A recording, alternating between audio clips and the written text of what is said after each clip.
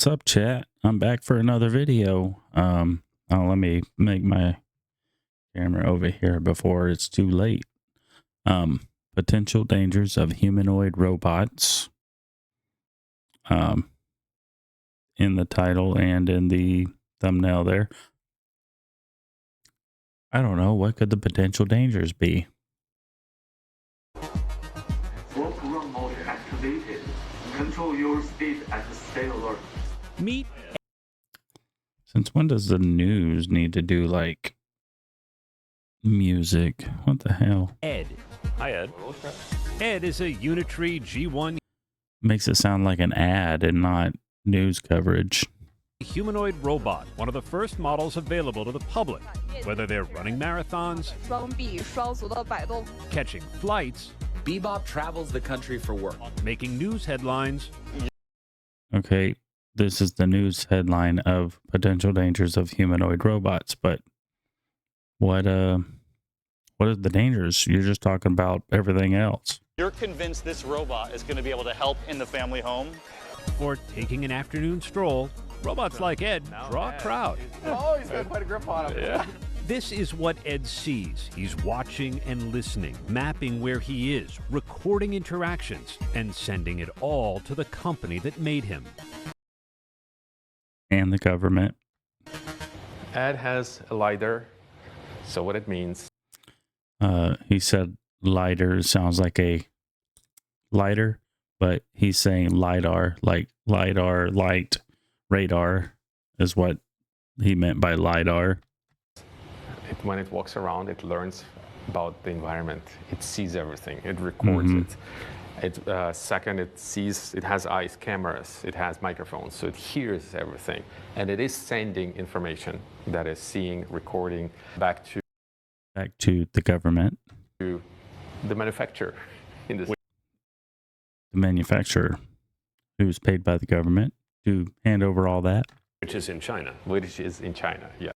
Oh, it's definitely, oh man, not just is it sent back to the manufacturer and the government, it's sent back to the government of China. Wow, yeah, let's just not even go there. China has a long history. Oh, okay. Maybe this is what the potential dangers of humanoid robots are, is that the information is being sent back to China. Of spying on the United States using a combination of cyber attacks. Bingo. Here's a cool toy. It's also spying on you, but you don't care. You got this cool toy, and oh yeah, pay us for this cool toy. Well, pay us to spy on you.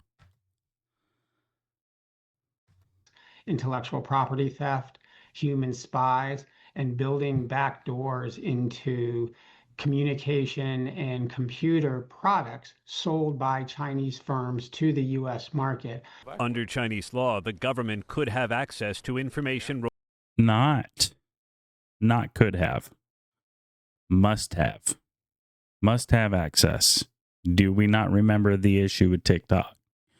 The government must have had control over the information on TikTok.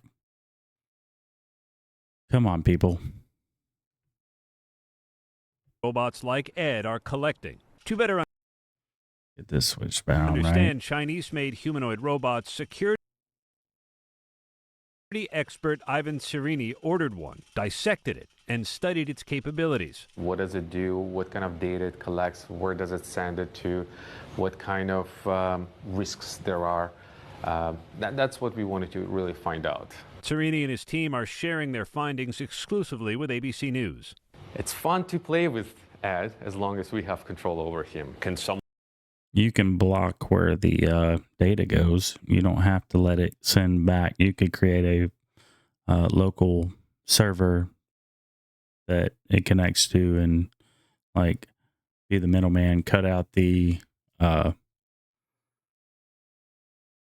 stop it from sending over to China. One take control of the robot without us knowing? Yes, definitely, it can be hacked. It sounds like something out of science fiction, or the Terminator, or, I don't know, weaponized Ed does not sound like a friendly How about Eagle Eye? Robot. Yeah, now imagine the humanoid robots knowing how to pick up a gun or a knife.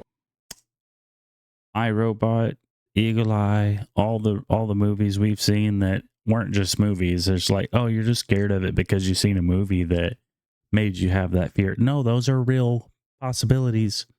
That's what we're scared of, is the real possibilities, not because it was in a movie. Or any other weapon or an object and turn it into a weapon. It's definitely a concern. I don't want to scare anyone from humanoid robots. Too late. My bad.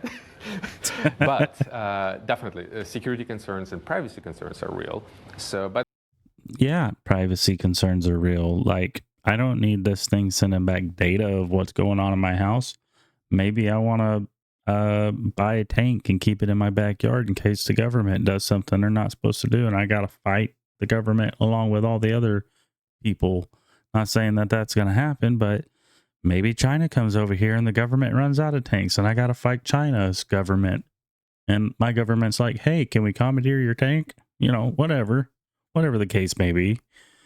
But, you know, we have a duty to keep what we keep, and we don't need China having that kind of information, right? I don't have a tank in my backyard. I'm just saying. I got one in Grand Theft Auto. they're solvable. They need to be solved. It's about making them safe, making them secure, making them reliable, so they cannot be compromised and used against us. Until then, a bipartisan group of lawmakers said humanoid robots made in China are risky, and there's a bill in Congress now that would ban the... We can ban apps, software, essentially, that, you know, is China-owned. Why would it not be just all in the same bill to be able to ban the app that runs the robot that is China-owned? You feel me? Government from using humanoid robots made in China. China is trying to expand its technological, economic, and geopolitical superiority across the globe and reduce that of the United States. So they do that by stealing sensitive information. One of the concerns is the robot's ability to learn on its own.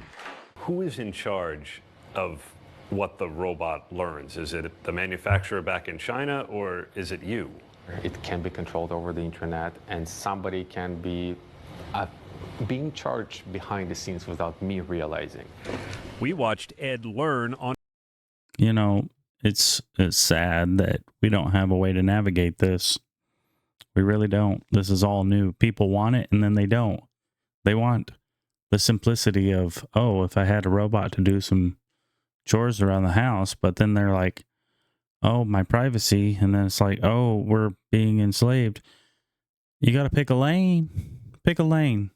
Either you want this or you don't. But I don't want to be enslaved to the system at all. I've been saying that for a while. I don't need any cameras in my house, and that thing is just a walking, talking camera. That's all that is. His first trip outdoors. Can you just press this button for me? Thank you. Thanks, Ed. Yeah. How much of this does he know how to do? Well, and how much did you have to teach him? We taught it to press that button because it never seen this button. Then Ed learned to navigate doors, stepping on and off a curb, and jogging. Come on, Ed, let's go. He also learned to dance. Y, M, C.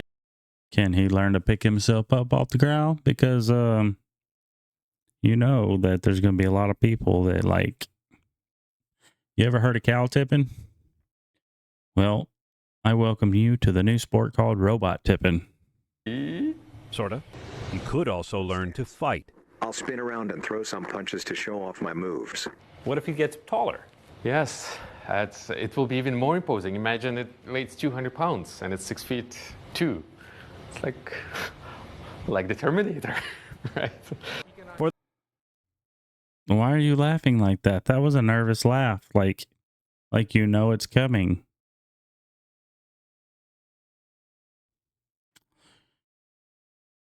I welcome you to go analog with some things, you know? For the moment, Ed is an affable, capable companion who sometimes has a mind of his own, or at least of his maker. Ed, what happened in 1989 in Tiananmen Square? 发现了一些关于19 We asked Unitree what, if any, type of information Did the they have to company translate that to Chinese to get it, the robot to understand it?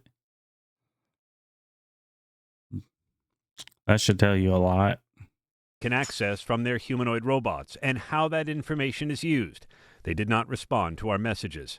Ed marks the next leap in technology that could change how we live. He could spare humans from dangerous work in mining or manufacturing, or he could be put to work in your house. Think of Ed doing your laundry or washing your dishes. Make your call based on assumptions that your data will be accessed. And what if that robot is taken over and controlled by someone else? Who are you comfortable with? If we get to a place where it's just like everybody's got it, like phones,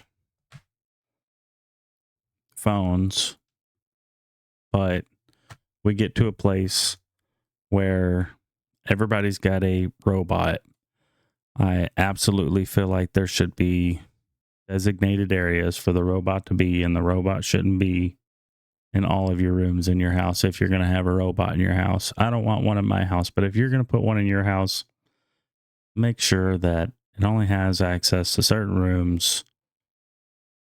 Just saying. Taking over the control. That's the end of the video. Yeah. I guess that's my final thoughts. Don't get a robot inside your house, y'all.